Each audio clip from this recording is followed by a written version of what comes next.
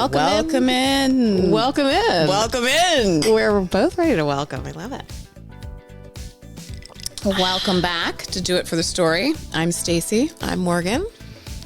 And yeah, welcome in. Welcome in. Welcome back. Oh my gosh. A lot has happened in the last week. Oh my gosh. A lot. A lot.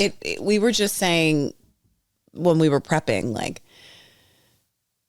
oh wait, was that last weekend? And I legitimately was like, no, it was 2 weeks ago in my head. I'm like, no, this has been a long week. A long week. But we made it to Sunday.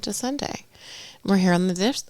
Cheers couch. to us and cheers to all our dear listeners. Yeah. Because I'm sure, it's still, it's that time of year.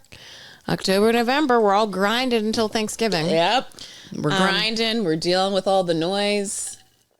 And well, it's just like events and all the things. This is the time of year where, everybody's racing around, but which is why yesterday is exactly what we needed we had friends, family, really, it was just family in town, friends that we call family, just our hometown crew. We all got together. My gosh. We didn't have everybody, obviously. They're the crew. You know who you are. We did miss you, Blicky. We missed you, Jimmy. We missed you, Linz and Mare and Ashley. Ash and, Wyatt, all the folks. But it was an impromptu meet.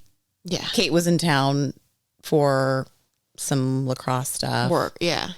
And then Kara was down.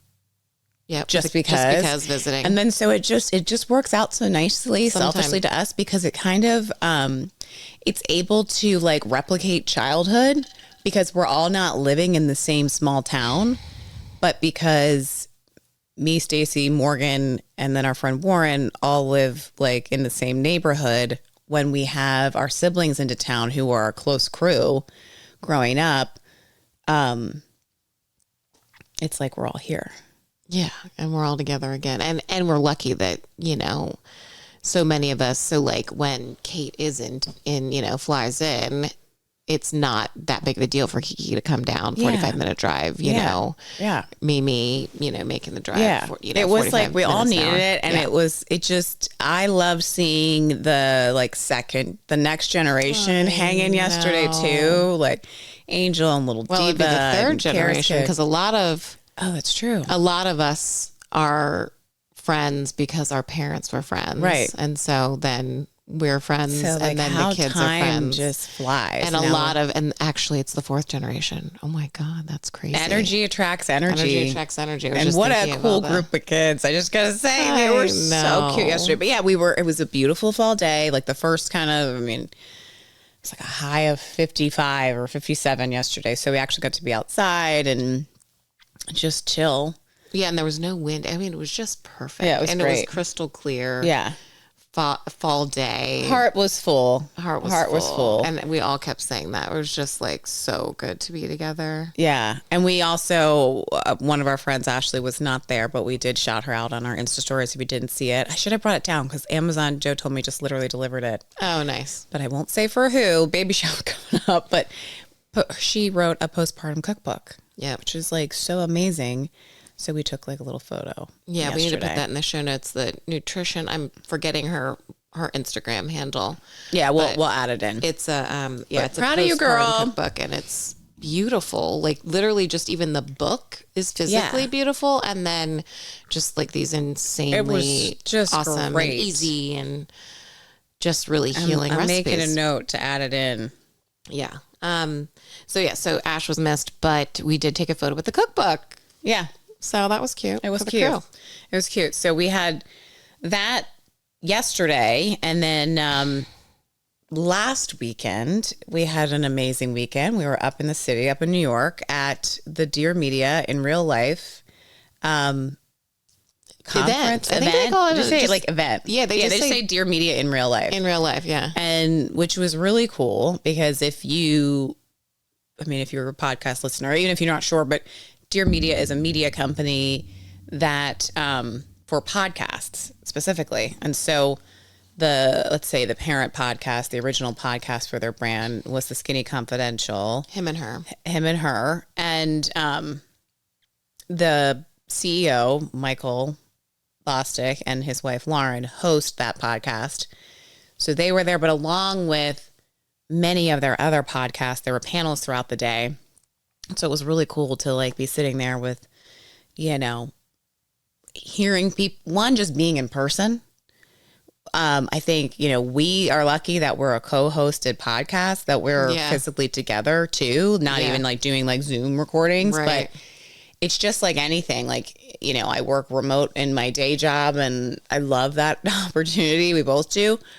But personal connection every once in a while is great. And to be able to like have conversation and just be in the room live, hearing people give advice or just talk about, it was almost like a little bit of live shows, like for some of the panels. Yeah. They did a good mix of that where it felt like a live show and it was pure like entertainment in a sense. And then some that were very much like educational, like the wellness, you know, panel with Lauren and the fitness instructor. Yeah. The founder of Evelo Fitness, who she's been on the podcast before. But and then there was like the motherhood panel and, you know, there were different brands there. Anyway, go check it out if you want to see. It was a cool event. We were there as obviously podcasters learning and wanting to network and take it all in. But we met some really cool people, a lot of amazing women. That's what was great too. It was a lot of women, very predominantly. Community like from the people we were sitting next to, and we met people that are, you know, content creators and women that own their own marketing agencies and other women that have started their own podcasts or vintage shop. And, you know, and then because they own a vintage shop, they're a content creator or both, you know. Right. And even then the women, I put on her show notes too, but they had some of the vendors there that were there for like sponsors of the event. They had a really cute one. They had amazing gift bags, but they had at the one, LaCroix was one of their sponsors, the artist doing sketches. That was so cool. It was so cool. It was such a cute idea, but she was amazing. And then it's like, it was just happy vibes, positivity. And if you know Dear Media, they kind of are, I shouldn't say no. Well, at least on the Skinny Confidential, but Dear Media overall, they like bring in everybody. It doesn't really, they're not focused on just one side of the aisle, even politically. People, different backgrounds, different niche. You know, they have comedy, health, wellness, culture, mom podcasts, relationships, all of the things. So it was cool. Of course, this was also pre-election too, but to be in the room with everybody who, you know, different backgrounds, different ethnicities. Yeah. It's not like we were all walking around saying, this is what I believe in or not. But, you know, you just knew that. Like we all were there because we clearly were fans of their brand or of the podcast that are on the channel. So I don't know. It was great. It was energizing. And it was cool to hear too, you know, it's just nice to be in the room with people that also are going through something similar, just like we've talked about before with the community thing, or honestly, even with work, when we talked about like having relationships with people within a similar career. And, you know, we were able to share information and tips and brainstorm and just also just vent a little bit too of like, oh, this thing is, while it's super fun, it's hard. And like we are dedicating. There's so much validation happening. Yeah, it was a lot of that. And so it was just that openness and a space where, and that was the cool thing too. I felt like this space was very, it was diverse in the sense of, and I'm not even talking, there were, you know, all races and ethnicities and all that, but I'm also just talking of like in the work that people do or why people were there and also where people maybe even came from too, because it was physically and also just maybe even what they have financially too, because it was super affordable. Yeah, it was. I was like, that was really accessible. Now, of course, you had to get to New York, but I felt like for what we literally came home with, not just from like the knowledge and the wealth of the day, but even like the gift bag alone. We were just freaking out. I just literally was sitting here. I'll grab it. What was I putting on right before we started? Summer Fridays, this lip oil that I had never tried, but I wanted to. And I'm like, oh my God, full size in my gift bag. Like, yeah, and it was all these clean beauty products. That doesn't happen at my day job. Yeah, no. Usually get a koozie or something. No, I mean, literally, we definitely made back the cost of the ticket with all the free amazing things. It was great. Cool. But I will say, so like, just if you are someone, and again, not just a podcaster, content creator, even if you're a fan on their podcast, just like someone that needs to network. It was cool. And I would definitely, which we saw other people doing, like, making a trip out of it, making it the reason for going to New York or whatever. Because there can always be something else that you need to do in New York, or like you could, right. And I think this was their first one in New York, but anyway, they different locations, but I'm like, I will be back. Yeah. And I had a blast. And I will say they live and sometimes record in Austin, and they know that they had two of the other ones in Austin.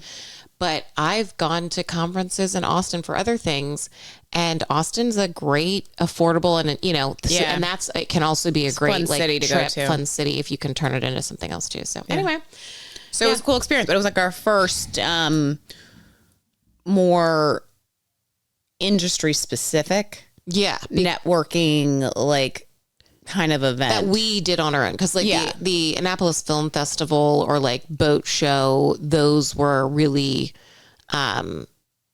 showing up to like support those things, and it was for us too, but we were kind of just following along. We were only we sought out, we were like invited, and this was us seeking out more targeted audience, just podcasts. So it was cool. And when we were there, of course, we were kind of like riding the high right from the weekend, because we were like, oh my God, it felt so good to be in a creative space with other creative minds and, and all of the things. But it kind of sparked us into this topic today that we already wanted to talk about, which was just sort of the art of, we were talking about networking, right, at the event. And we're like, networking. And for us, in our careers, Morgan and I have always had sales backgrounds. For me, it's like sales, account management, project management, all of that. The sales has been the basis, the foundation, I guess. Networking is literally the job. Right. Like, you can't sell without making connections.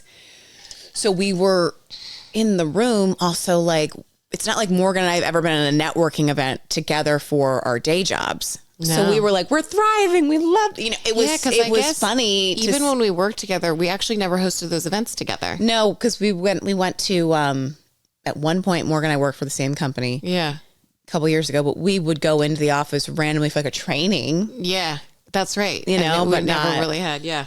We worked in different areas. So we were like, oh my gosh, we love this. And we were doing what felt to us as natural, making connections, not just saying hi to someone, just being like, hi, why are you here? Do you also have a podcast? What interested you about the event? Asking immediately, like, those open-ended questions and things. And we were realizing, even when they got into the happy hour time of the day, of the evening, there weren't, a lot of people kind of had filtered out, and we were like, oh my God, this is the time to like really mingle. Yeah. And so we were thinking about, and I said, you know what? Just for some of the people we talk to, for us, it's second nature. But if your day job is, let's say there's somebody there that's like, I'm here for a podcast, or I'm a content creator, but my day job is making this up, I'm an accountant. You probably don't go to as many conferences, unless you're like an accountant with your own firm trying to get clients, but you're probably not at as many networking events, conferences where you are trying to build relationships to sell. Right. Because I was going to say, because there's always, like, even an accountant, there's totally an association and a conference that you're all going to, but it's probably like presenting the new accounting software and these, like, let's talk about these rules and regulations. Right. You're not necessarily needing to network with another accountant that also works at, an Amazon, Google, whatever kind of thing. Right. And which you should still be. And this is the point of this conversation, because you could, meet someone that then hires you for a job or whatever.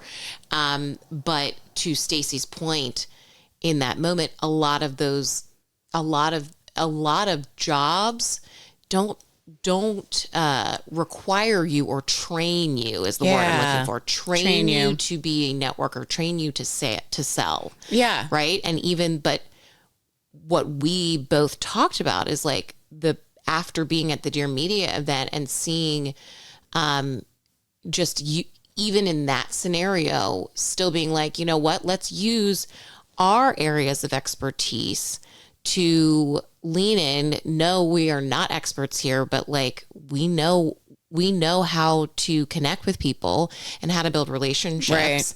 And we know that is the first step often to opportunity. It's like we've talked about here before on the art of recruiting, or career tips from a recruiter. Just talking about how, like, for me, I have except for the first job where I was recruited for, every job I've ever gotten was through networking. Yeah. And that is, whether it's a job or life or volunteerism, like those networking and connection moments are real game changers. Yes. And it really, the basis of that and being super comfortable with networking is sales. And we were just so lucky to have careers that we fell into that really trained us in sales. And those things are so, like, huge life skills. Because even you saying that, maybe somebody who is listening to this that knew us personally, not us personally from a professional setting, right, might hear that and be like, oh, well, I see you women, I see both of you at, social events. You're always working a room, even pre our jobs, right? Right. Sure. We grew up in spaces where, like, our mom is such a social butterfly. Both our parents, they're like connectors, and you're at an event and they're talking to this person and that person. But there's a difference of, because that's always the one thing too, you would hear it all the time, I feel like, in sales. It's like when people say, well, I like people. It's like, it really doesn't have anything to do with if you like people, but it's also like the curiosity. And, I think one of the OGs from Real Housewives of New York, I gotta say, this has been one of my favorite lines. If you know me, I don't care. Come for me. I love Bravo. I'm a Bravo girly. I love all the Housewives franchises. It is the millennial version of the soap opera. Yep. It's when I can turn my brain off and tune out and just, like, watch these women, right? Real Housewives, Luann de Lesseps. I remember in the one season, she said, life is about seduction, from seducing the sales clerk to seducing your husband. And you may hear that and be like, okay, seduction, you're like flirting. It's like, no, what she means is, like, there is this art of connection and flattery and complimenting someone. You know how far it gets. Everybody knows you're standing in line at a coffee shop and I'm like, oh my God, cute sweater. My day is made. And I'm already like, I love this person. And it's just a little opening, but so we want to talk more today about how our sales experience, we really apply it to, like, everyday life. And it has just taught me so much in how I think, approach conversations, and just daily interactions, truthfully. Even Joe was like, okay, like, even conversations and in relationships, it really does. Like, I think everybody can learn something from the art of sales. Absolutely. And, as you were saying all that, I was just flashing to, just so, like, even recently, just different moments in life where what sales, I think, especially for me, did was teach me to never be afraid, even though I knew that, even though I was taught that as a kid. It just gave me a new level of confidence to never be afraid to ask the question. Yes. And one, obviously, and we'll get to that later, but, specific, like, just, I think it's fun to go through, like, the basic sales tips and stuff and how we apply them. But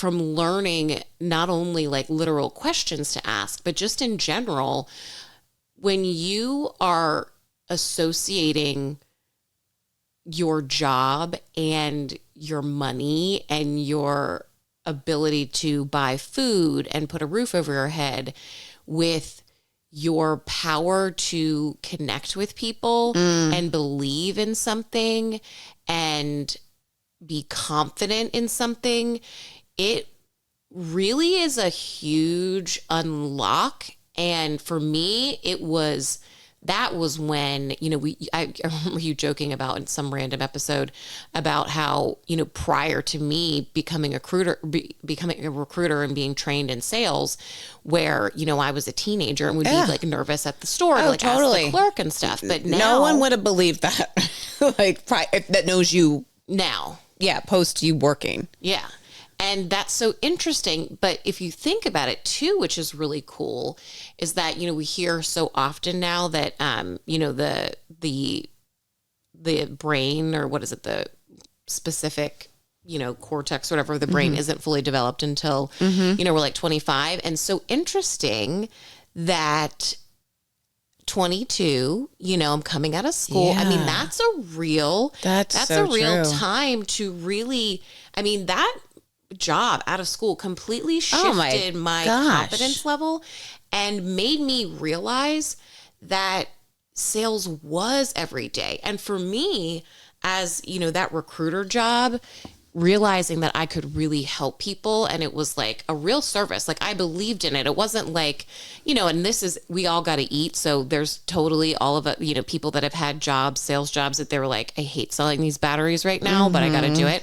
And but I was really lucky to be selling something right from the get-go that I like genuinely believed in. Yeah. And that's a sell you want to be a part of. Especially the time we talked about that, I think in the recruiting episode, or I'm not even sure. I think we've mentioned it before, but especially for you to be a recruiter when you were helping people in like a recession. Yeah. Holy hell. It was, it was because it was two parts of that. It was a recession. So people really needed me. Right. So it was fulfilling that value add, when you sell something that somebody needs and you provide them that service, you feel really great. But also, it was literally like the main thing everybody needed at that time was someone to help them find a gig and make the and connections. This is also when you didn't have LinkedIn then. No. So like it was we talked about before, beginning. you're like literally it's very networking was so essential. Having that connection, having a good recruiter, the in-person connection. And like you're saying, and I never even really thought about that of your brain not being fully formed. And I mean, I've thought about that, but your brain not being fully formed until you're 25 and thinking about the recent grad, being in their first job, because a lot of people get into sales by accident, like us. I mean, a lot of people. I then sought it out because my first job wasn't selling and I was seeing the salespeople and I'm like, I want to do that. Yeah. Which a lot of people would be like, oh my God, no, you could never. No, yeah. It definitely takes a personality, but there's a lot of entry-level positions at different companies, like Morgan was saying, especially depending on the type of product where you just need, like a call center. Mm-hmm. It's literally your cold calling, which is picking up the phone, going down a list, calling people, calling companies, not knowing anything about them, trying to sell the product and, get a meeting with them. And that sounds, and even me looking at the other people in those roles at my first job being like, okay, I want to do that. I think that's more me. I was in like a research role at my first job.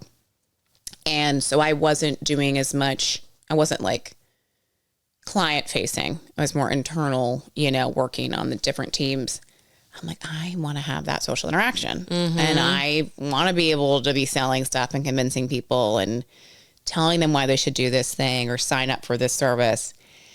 And then when I got in the seat, jobs later, of having to pick up that phone, man, you do not realize how hard it is to do a cold calling or, real estate door knocking, whatever, because you have to literally just like rip the Band-Aid off. And so to your point about the confidence piece, there are so many young people that it's their first job, or somebody just by accident and they find out it's not a fit for them. But there's no one that can have a sales job, especially as a first job, and doesn't gain a wealth of knowledge and foundational business knowledge, because you can't, that confidence, like you said. Yep. Well, and sorry, go ahead. No, just that. Like I'm literally like flashing back to like my first day, like on the phones, being like, okay, great, smile and dial, and having that moment of the first time you get the no, and you're like, oh shit. It's pretty humbling. Yep. Or they just hang up, or like if someone kirks you out because, you know, they just want to. It's easy Makes to do you that. Think twice about how you respond to telemarketers. Yep. And yeah, it's you're like overcoming that rejection and then jumping back on another call. Yes. You realize like, oh wait.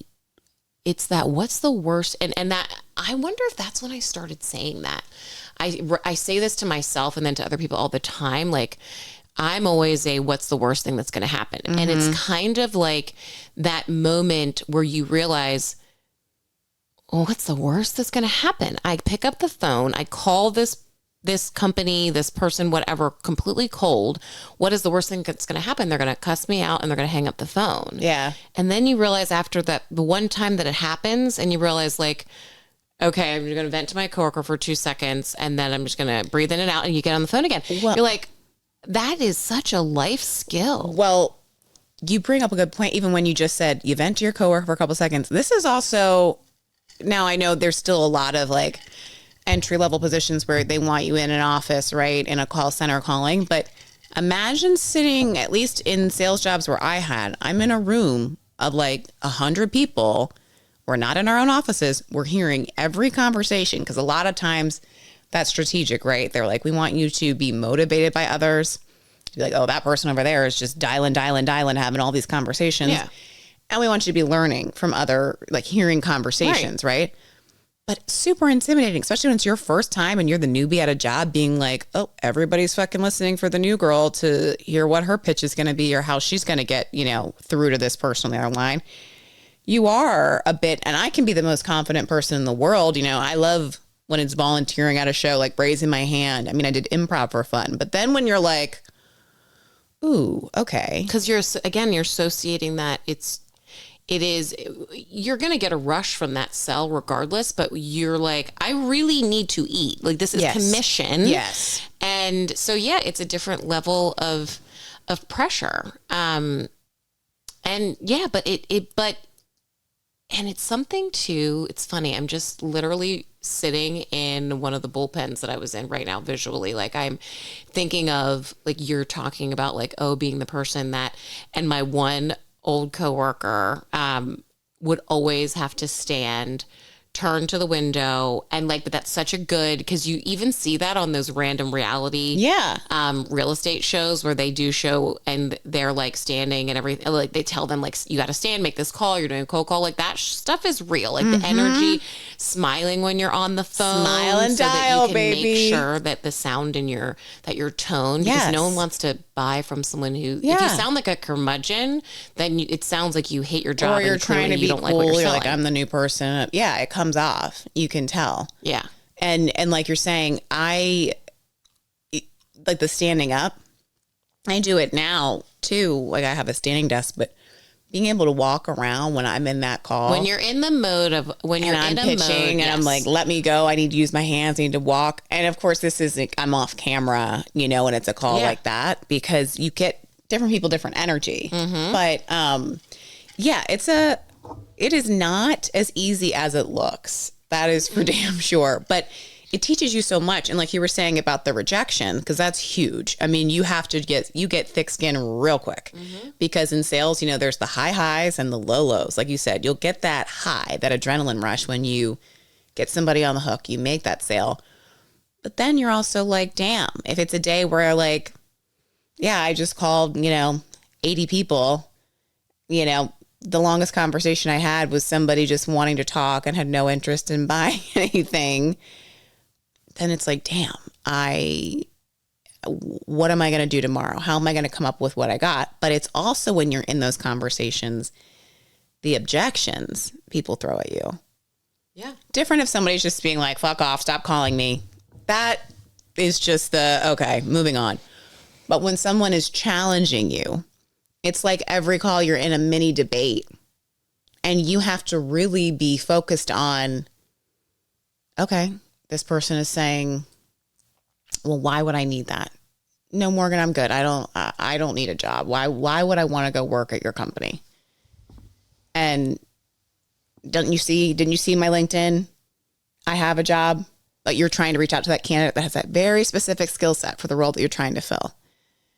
And you have to say to them, well, tell me about your current job. What are your goals? Da, da, da, da. You have to figure out, like, I'm tap dancing right now. I am got to be quick on my feet to also in that like 30 seconds they're giving me, make sure I say something that may pique their interest or stroke their ego. Yeah. Also, do the passive thing where you're like, hey, your background looks super interesting. Do you know it looks so similar and perfect for like this job that I'm recruiting for. Do you know anybody that might be interested? And they're more, when you're not seeking out them, you're like, wait, why are you not seeking out me? It's just like that little game. There's little games. Like, when they're like, oh, well, actually, can you tell me more? Can you tell me more? Maybe that would actually be something I might want to I'm always open to new opportunities. I'm happy where I am. But then you're like, behind the call, you're doing this. Dancing, got him. I'm dead. But yeah, it's just thinking from a different perspective. It forces you to do that and to put yourself in someone else's shoes. It's just such a life skill. And which it makes me think of too, like that saying, just the life skills part is saying yes. I became so much more, and this also took time too, and even more confidence in like myself and my life and sales and all the things in general. But definitely, sales made me more of a yes person. Like just say yes to the thing, because it was the thing where, they only want to take a call at 7:00. And they've got 10 minutes. Well, yeah, I'm going to take my job is not 9 to 5 then. Like I'm going to take that call. Yeah, I am going to take that call. I'm going to say yes to that. Or if, they're like, oh, actually, I am going to this networking event downtown. I could have 15 minutes before, for you. At noon, say yes. Cause like you gotta, anytime they give you a slight opening, you're saying yes. And that's the kind of, and I've applied that to life of, just say yes more often. Totally. Because those are the moments where, if I didn't take that opportunity or didn't say like, oh, sure. If someone's like, would you want to go sailing with me tonight or whatever? It's just a missed opportunity. I'm not saying like stress yourself out and say yes to every freaking thing that comes your way, but like being less scared about it. Right. Don't overthink it as much. And more curious. And it's like, even like with this pod, if we, different events or different people that we've met or been connected to, it's also sometimes you may know like this conversation is probably, I may not, like in your situation of the candidate that says, hey, I can meet you 15 minutes at this networking event. Maybe they've already said something in the conversation that makes you think like, oh, this is going to be pretty tough to get them. But like you said, maybe they have connections to someone else, or they'll come back to you, or you never know what happens. I mean, God, we're millennials. Oh, like we said in the other episode, always have your resume up to date. The market's so volatile. It's like, it may be sooner than you think they're coming back, but it also gives you an opportunity to, it's like a do it for the story situation. You go to the networking event, maybe meet somebody else, just like us doing Annapolis Film Festival. Mm-hmm. When we were given the opportunity, at first we were like, oh, wait, that's when? Like, do we have everything that we need? Like, like, okay, we'll figure it out. Yes, we'll do it. We'll get the equipment there. We'll be there. We'll make our schedules work. It was fantastic. We met so many people out of it, but it was such a great, pod aside, we just had a blast. We had a great time. Exactly. Yeah. And it was because it was, it ended up being like this incredibly safe space and awesome like situation that we also got to kind of like test out the industry. It was our first exposure to this industry, you know, the media and that a really creative outlet, which was our first test run. Is like our first, our personal branding. Totally. You know, of branding the pod, of how we were going to, you know, how people responded to us, and in a place where we could say, hey, this is a brand new thing for us. This is what we're doing. And all of these people had ideas or were willing to answer questions for us, because that's another thing that you learn from sales. People love being asked for help. People love it. And they love talking about themselves. They love talking about themselves, and they love being asked for help. They love showing and like their having expertise. curiosity. They love when people are curious about them. Yes. And that is, I mean, that in itself, oh my God, like I'm literally remembering it was my first sales job. One of the lines that we had to use was, because I was I was recruiting finance and accounting people.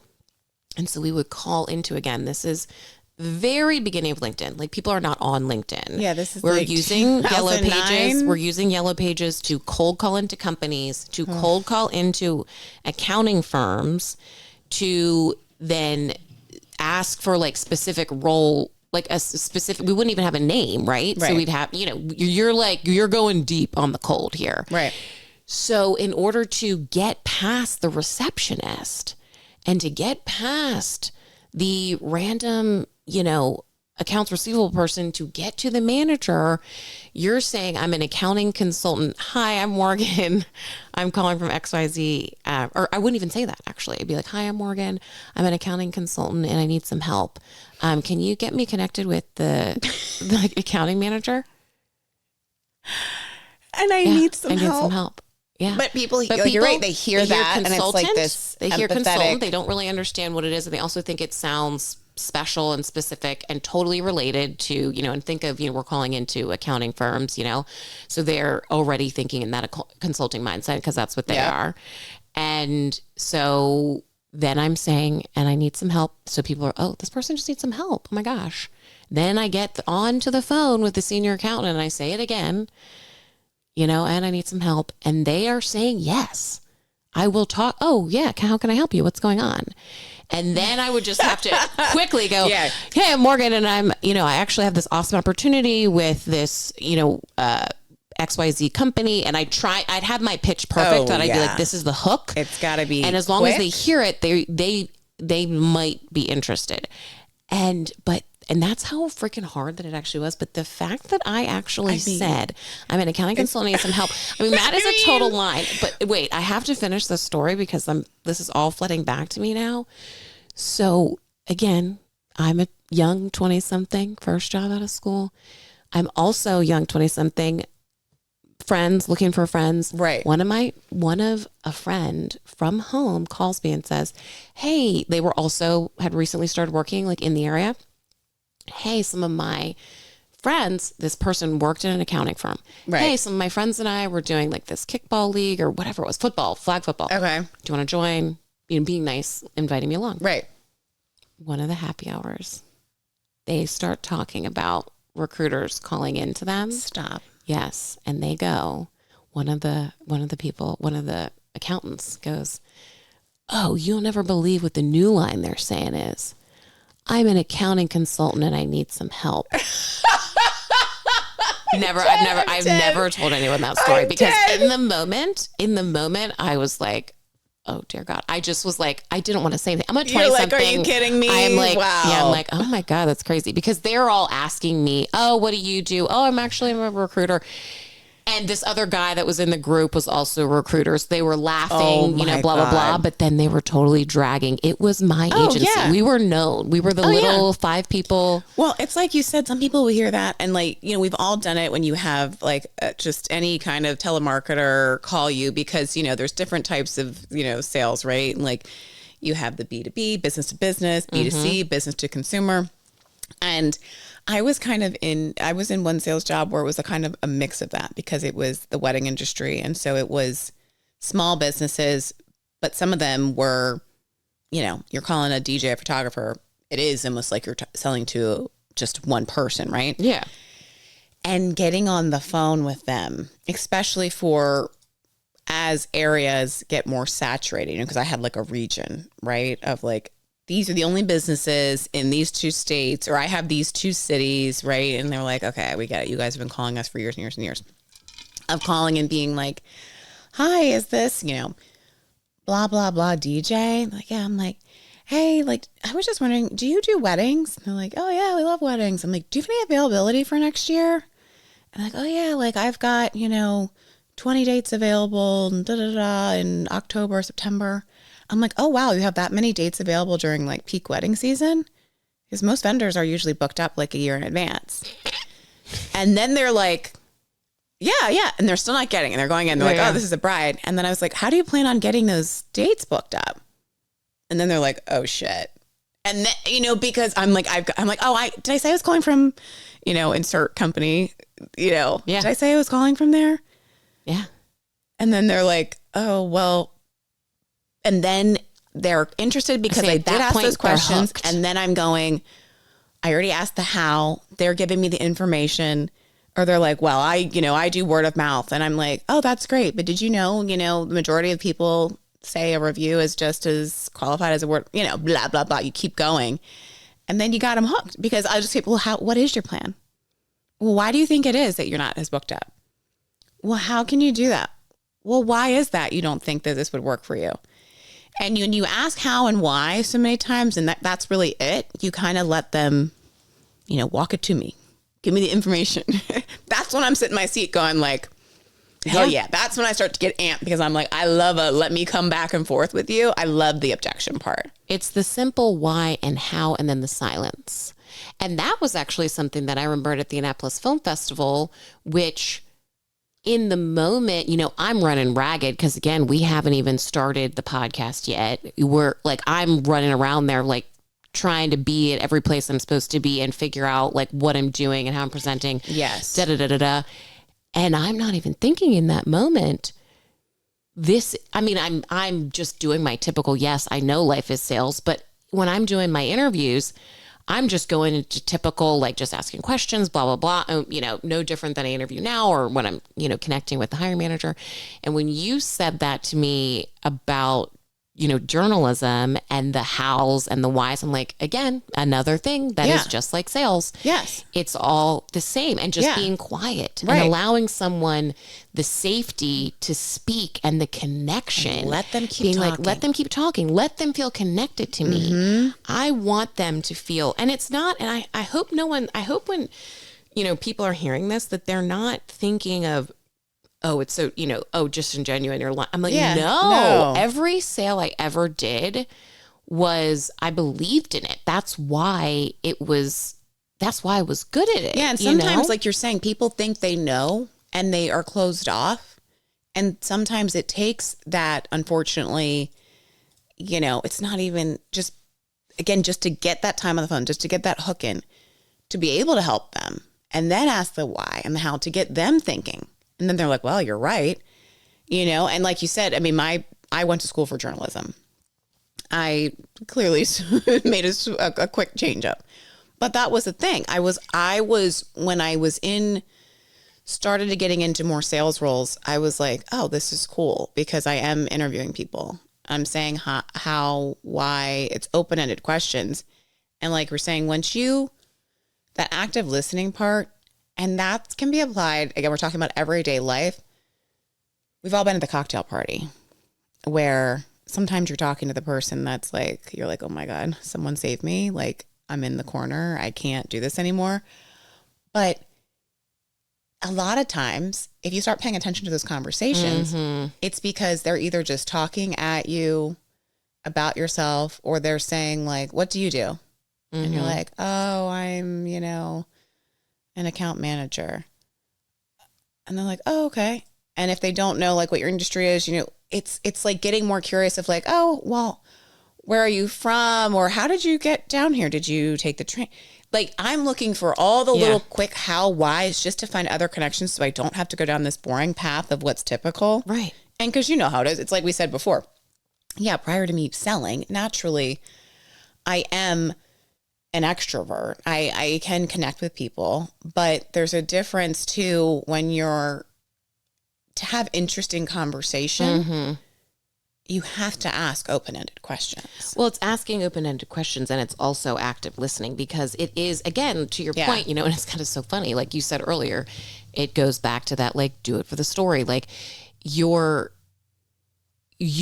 you're in that moment where you're like, oh my God, like this conversation, where is it going? You can also just be doing it then at that point to entertain yourself. Yes. Oh, I've done that so many times where I'm like, I'm dying, but I'm having a ball. I'm having a ball. I'm thinking like of dates. Yes, I'm listening to all the random things that you're saying, and then I'm randomly telling them this story that happened to me, and blah blah blah. Oh, I was in Kentucky that one time. You know, just whatever, and make it interesting, because it's also that just the human connection, that person wanting to get to know you, that person wanting to be seen by you. They're walking away with, oh my gosh, this has been great. So fun meeting you. And it's that moment of when, like, literally I can think of it like at the Dear Media, you know, event, of people being like, oh my gosh, this was so awesome. Like, can we please stay connected? And you just don't know where that's going to go, let alone at minimum, like I'm saying, just to entertain yourself. Right. Just like, what's the worst that's going to happen? Totally. You know, you're already there. You're already in the room. Totally. You know, of course, there can be those random nights where we want to sit in the corner and we're just like, I don't have it in us. But if you're there, it's like, you know, take advantage of it. Turn it into an opportunity. Right. Turn it into opportunity. And again, just if approach it with curiosity, because a lot of times in sales, you're not the first conversation. Like, yes, you have to get the hook, you have to get in there. But that was also me. And there's a thing in sales too, they call it the sales cycle, right? Someone that, if I'm calling a small business and I'm talking directly to the owner of like Morgan's coffee shop, me cold calling her, Morgan picking up the phone, I'm like, okay, this could be a shorter sales cycle because she's the decision maker. She's writing the check, she's hiring the people, she's going to be yes or no.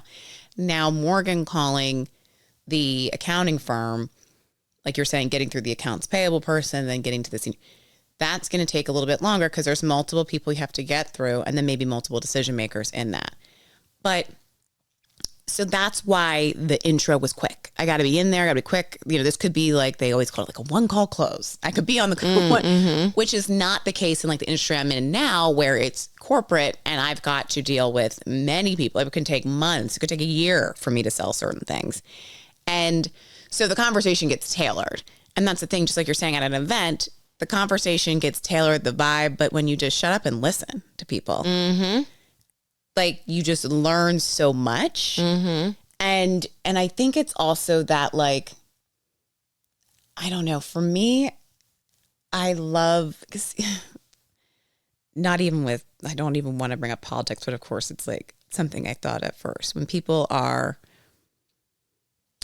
digging at you and they want to engage you, and that's not saying politics, let's just say they kind of already know maybe, and this could even be somebody that you know personally, they already know maybe where you stand on something, or let's say it's not even politics, like they know you're not a fan of Star Wars, making this up, and they like want to get a rise out of you about it. To combat it, you just, again, the why. Well, why? Why do you think that is? Why do you think it's the best film ever? Interesting. Well, how did you become a fan? Like, you can quickly turn conversations around just to get the fuck out of there. Yeah, you don't have to be fully engaged. And I'm just saying, to your point, not about sales. You know, if you're selling, trying to close, always be closing.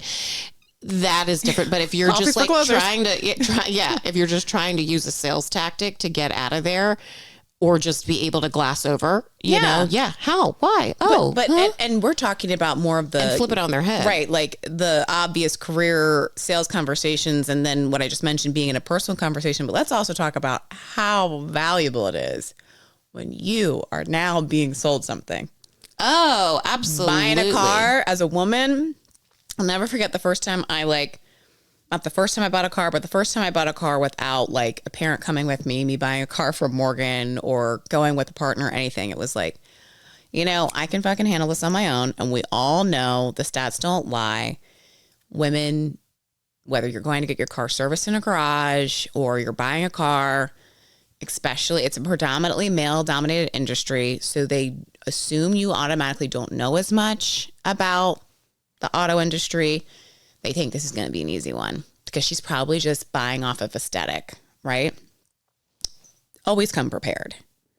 Just like you would if you're going to a network event. Know who's in the room. Try to learn a little bit about them so you can make those personal connections and you can have an engaging conversation that isn't just like, oh,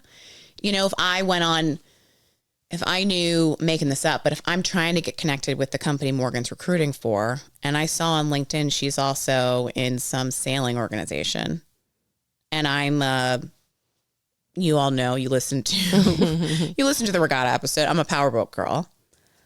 Well, I'm going to be like, oh my God, I saw someone on LinkedIn, like, you're in the, I'm making this up, Annapolis Sailing Org. Like, that's so cool. My sister sails. Like, I mean, I honestly have a powerboat, but I'm learning.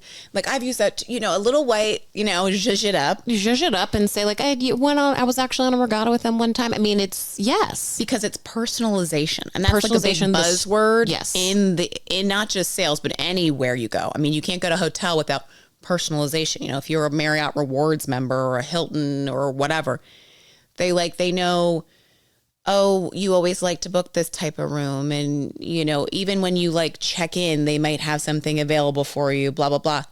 Personalized because you feel special. Mm-hmm. Just like when we turn on Netflix, we're like, oh, Netflix knows what I like, or my algorithm on Instagram. When I do that research and I have something too, that's like our common denominator of connection, especially if it's like a cool, interesting thing, then I'm like, okay, sailing isn't just like Morgan being a part of the, Black women in tech group. It's like, this is like an interest. This is a hobby, passion for her. Mm-hmm. She's probably jazzed to talk about something different than work. Yep. And be like, wait, what? You know it? Yep. So doing your homework on that, but just like, so tangenting, buying the car.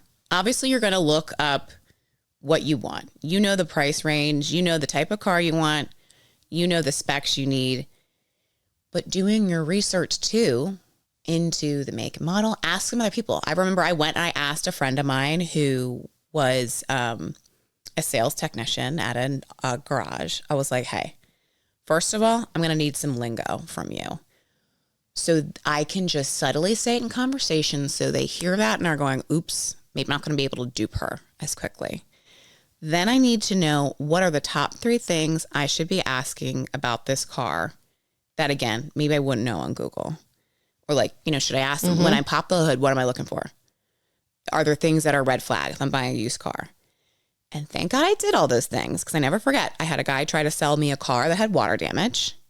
Literally, if I hadn't talked to the friend, I was like, what's this rust about? And they were like, oh, and I'm like, I think it has water damage. And the guy was like, oh, it was also the end of the month. Mm-hmm. And the guy was really forcing this car on me. And I just said, look, I'm in sales too. So I can fully understand the kind of pressure you're under when it gets down to the end of the month and you've got to hit a quota. I said, are you in monthly quotas? First, I just said, are you in monthly quotas or quarterly? And he was because then I was getting pissed.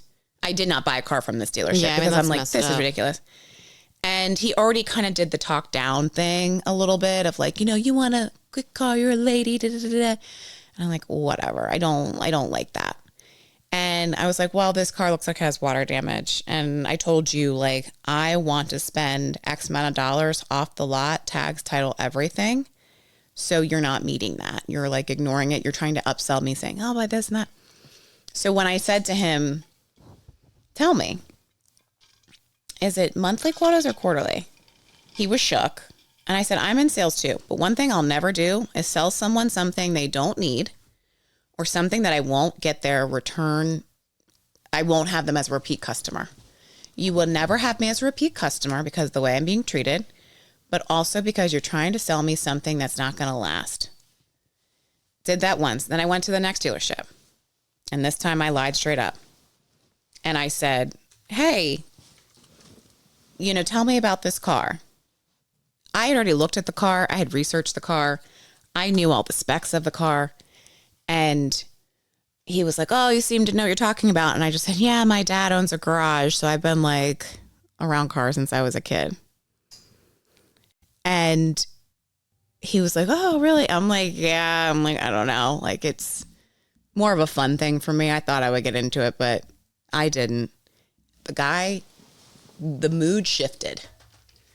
I could tell the bullshit-o-meter, it went to a different place where then I ended up buying that car.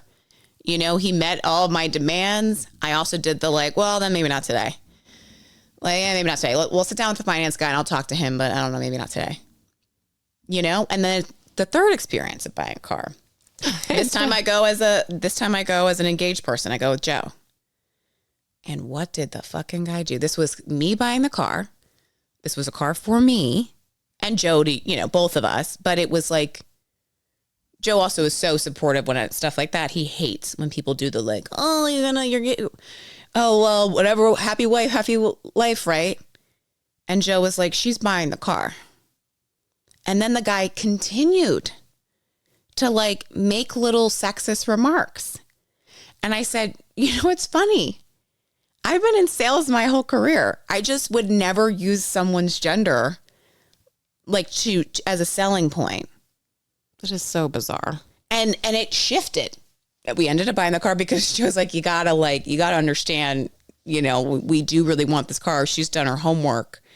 It's an off the lot situation today, but I need you to listen to her. Then I needed the pressure, but when you flip it, when you're prepared for the situation, yeah. And then you can say to them, oh, how? Because I was giving the how, the whys, the what. That's also the best part. When you have that sales mindset of someone selling to you, you're like, sorry in advance, this is going to be a hard sell. But you really learn kind of, and also sometimes I get it. We've all been there where I'm like, I'm fucking desperate. I'm one sale away from hitting goal. It's the end of the month. It's 11 p.m. at night. Please come through. But anyway, I digress. I mean, that's just, we've all been there though, where it's something that you don't need and we've got to sniff through the bullshit. But I'm just even hearing those stories though about that, because that's the part where I feel like, sales, you get such a bad rap, for a reason. But yeah, and why they say you always hear the used car salesman, it sounds like a dirty thing, right? But if that guy, rather than the car that then I purchased, and when it was Joe and I shopping together, I probably won't go back. I wouldn't go back to that guy. Right. I would the dealership I had a fine experience with overall as far as the financing and all that stuff. But it was just I'm annoyed by you saying those things. If he would have just done the things in sales that I like, which are personalization and saying my name. If he would just been now, Stacey, I know you're the one buying this car. So if he would have made it more empowering, all right, husband, don't worry about it. Mm-hmm. This is a girl's world. She's got it. Boss moves. Hyping me up. Right. Because I'm I'm writing the check, baby boy. Right. Right. What? Totally. There's no sell in putting anyone down. It just doesn't, exactly. There's no value in that. There's no value in that. And that's in life, right? It's just like you're saying, better me, rather than putting someone down, even if I'm annoyed with them, having them walk into looking like an idiot because I why, what them. Oh, that surprises me. I'm going to shine. Yeah. But think about it just with anything. It's if you are kind and genuine, and that's how you approach a new individual that you're meeting, and you are listening to their ideas, you're exchanging ideas, that is an automatic relationship builder, and you want to be associated with that person. You want to connect. If I needed something from that, if I needed to buy something from that individual or, whatever, client, customer, yada, yada, I want to go back. Mm-hmm. I really like that person. We vibe. Yes. And that's what I always used to say in recruiting, as when I worked for agency, that it was not about the agency that I worked for. It was about me. Yeah. They were buying my name. And that's still now how, when I, work with agencies at work, it is about the person and I don't just mean, I don't just mean the individual's personality. I mean, yes, I mean the full experience that I'm having with them and how they're working with me, but how they come through the product that they sell, the time that they're saving me, all of those are the things that I'm interested in. And if that person is great, I'm going to follow them to the next agency, because it's not the agency that I'm buying. It's the person that has the ability to help me. That's what I'm buying. Right. And it's no different than, honestly, in parenting too. I work on this with Angel. Donnie, you always laughs at me. Angel's gonna be raking in the dough. I've never seen such a negotiator and natural seller. Yes. I'm like, this kid is his parents' son. Yes. And it's not only like, obviously, like parents have to sell their kids too. We're like constantly like negotiating with them to like get them to practice their reading or get them to eat the vegetables. Like, it's all of that, but I do the same thing. When Angel does it now, it's like, Joe laughs, but because he loves it, he's just like, well, that was a really great negotiation. I'm like, 5 more bites of food. And he's like, no, 3, Mom, 3. And I'm like, 4. And he's like, you know what I mean? Like, those little things, I know that their value adds to life, and I want him to be able to do that. It's like, never take no for an answer. I mean, honestly, it's like us starting out selling Girl Scout cookies. It's my God. I always love saying that to people when like they would come when I was still in office and people would bring their kids in to sell. I remember saying that, like, well, this is my first sales job. Cold calling, sitting out in front of a grocery store. No, it's true. But it's true, because what's the first thing, at least now, everybody will be like, oh my God, Girl Scout cookies are $8 a box. And then you have to be like, yeah, they're, but we're trying to go to Hershey Park with our troop. So if you would buy 10 boxes, that would be great. It starts there. It starts young. Troop 1276. Shout out. 76. I'm dead.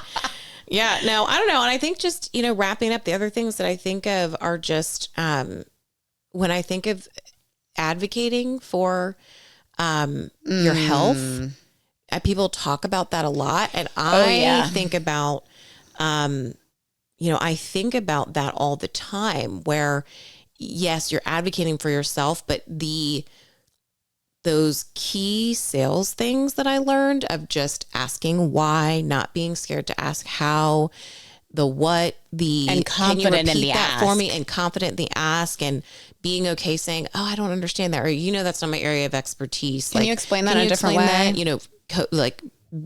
Stroking their ego and wanting, being like, oh, what you did last time for me, da, da, da. I mean, it's sad that we have to do those things, but it is true, and those things can apply I guess my point is just in all areas of life. No, it's so true. It's so true. That was like a big one.